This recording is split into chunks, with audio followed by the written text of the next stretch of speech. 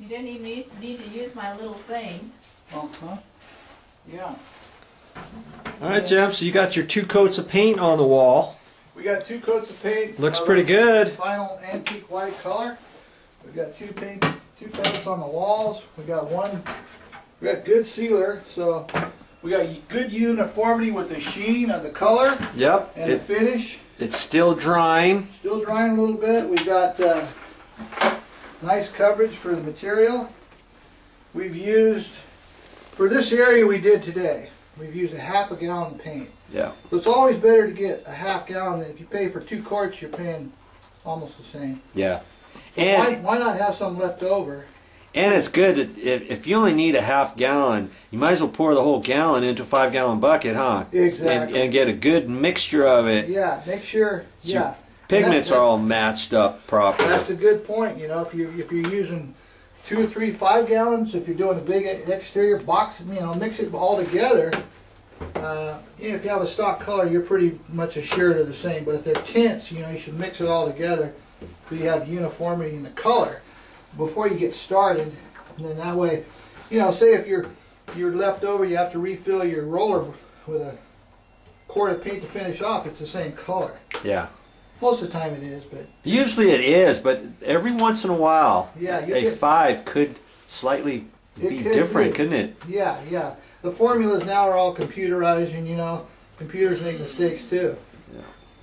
But most of the time, you'll have good color retention. A good reputable paint company with good people. If you got a local neighborhood paint store, or even like the big box stores, they have good computerized color chips. You can get sample colors, small containers. If you want to try a color, if you want to do a little bold accent color, well, get a little bit and try it on, see what you like. It could be a changing appearance of your whole room with the accent. But all that we're doing here today is adding to painting a nice color change, color scheme on the wall, one on the ceiling. It's very nice little change.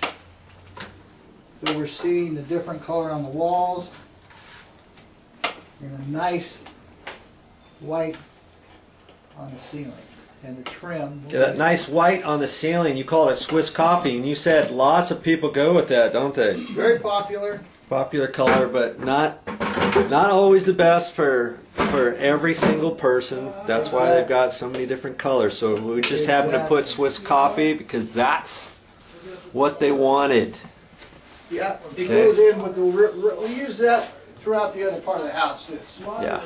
So that's another factor. If you're using a color and you want to stay with it, most of the time, you know, you can have it matched up to it. Or And then what color was on the walls? Swiss or antique white?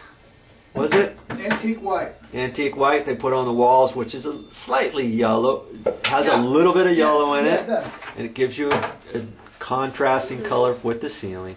Yeah.